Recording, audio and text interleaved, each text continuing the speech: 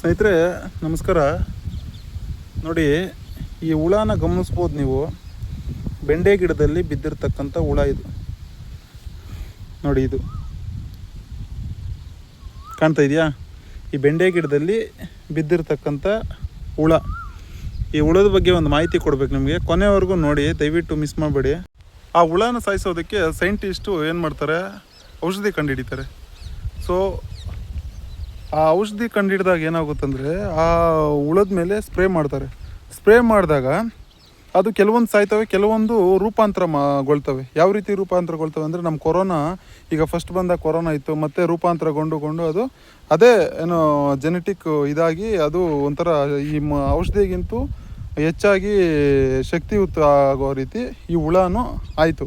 So ಆವಾಗ scientist ಎಲ್ಲ ಒಂದು ಯೋಚನೆ ಮಾಡಿದರು. ಏನು ಯೋಚನೆ ಮಾಡಿದ್ರು ಅಂದರೆ, ಇದರ ಸಂತಾನೋತ್ಪತ್ತಿ ಏನಾದರೂ ನಾವು ಕಡಿಮೆ ಮಾಡೋದಾದರೆ, ಅಂದರೆ ಸಂತಾನೋತ್ಪತ್ತಿ ನಿರ್ಮಾಣ ಮಾಡೋದಾದರೆ ಇದು ಮತ್ತೆ ಮಲ್ಟಿಪಲ್ ಆಗಲ್ವಲ್ಲ ಅಂತ ಹೇಳ್ಬಿಟ್ಟು ಕೆಲವೊಂದು ಔಷಧಿಗಳನ್ನ ಕಂಡುಹಿಡಿತಾರೆ. ಸೊ ಆ ಔಷಧಿಗಳನ್ನ ಇದ್ರ ಮೇಲೆ ಸ್ಪ್ರೇ ಮಾಡಿದಾಗ ಅದರ ಸಂತಾನೋತ್ಪತ್ತಿ ಕಡಿಮೆಯಾಗಿ ಮತ್ತು ಅವು ಕುಂಠಿತ ಆಗ್ತಾ ಬರ್ತವೆ. ಸೊ ಈ ರೀತಿ ಮಾಡ್ತಕ್ಕಂಥ ಔಷಧಿಗಳು, ಕಂಡುಹಿಡಿದಿರ್ತಕ್ಕಂಥ ಔಷಧಿಗಳು ಇವತ್ತು ಅದೇ ಮನುಷ್ಯನ ಮೇಲೆ ಪ್ರಭಾವ ಬೀರಿ ಅದನ್ನೇ ತಿಂದು ಮನುಷ್ಯ ಇವತ್ತು ಅದನ್ನು ತಿಂದಾಗ ಏನಾಗುತ್ತಂದರೆ, ಏನಿವತ್ತು IVF ಸೆಂಟ್ರ್ಗಳು ಇವತ್ತು ನೀವು ನೋಡ್ತಾ ಇದ್ದೀರಾ. ಮೊದಲ ಕಾಲಕ್ಕೆ 10 ವರ್ಷದ ಹಿಂದೆ ಒಂದು IVF ಸೆಂಟ್ರ್ ಇರಲಿಲ್ಲ. ಸೊ ಇವಾಗ ನಿಮಗೆ ಒಂದು 5 ಕಿಲೋಮೀಟ್ರಿಗೆ ಒಂದೊಂದು IVF ಸೆಂಟ್ರ್ ಆಗಿದೆ. ಸೊ ನೀವು ತಿಂತಾ ಇರ್ತಕ್ಕಂಥ ಆಹಾರದಲ್ಲಿ ಏನು ಹುಳ ಸಾಯಬೇಕು ಅಂತ ಹೇಳ್ಬಿಟ್ಟು ಆ ಹುಳಕ್ಕೆ ಸಂತಾನೋತ್ಪತ್ತಿ ಆಗಬಾರ್ದು ಅಂತೇಳಿ ಔಷಧಿ ಹೊಡಿತಾ ಇದ್ದಾರೋ, ಸೊ ಅದೇ ಔಷಧಿನಲ್ಲಿ ಇವತ್ತು ಮನುಷ್ಯ ತಿಂದು ಮನುಷ್ಯನಿಗೂ ಸಂತಾನೋತ್ಪತ್ತಿ ಆಗ್ತಾಯಿಲ್ಲ. ಗಂಡು ಮಕ್ಕಳಿಗೆ ವೀರ್ಯ ಪ್ರಾಬ್ಲಮ್ಮು, ಹೆಣ್ಮಕ್ಳಿಗೆ ಅಂಡಾಣು ಪ್ರಾಬ್ಲಮ್ಮು.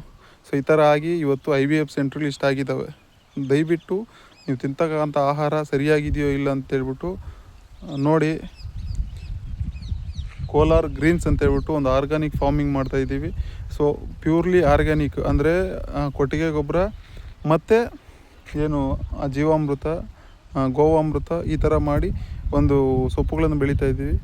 ನಿಮಗೆ ಬೇಕಾದಲ್ಲಿ ಈ ನಂಬರ್ಗೆ ಸಂಪರ್ಕಿಸಿ ಒಳ್ಳೆಯ ಒಂದು ಸೊಪ್ಪುಗಳನ್ನ ಬೆಳೀತಾ ಇದ್ದೀವಿ. ದಯವಿಟ್ಟು ನಿಮ್ಮ ಆರೋಗ್ಯ ನಮ್ಮ ಆದ್ಯತೆ.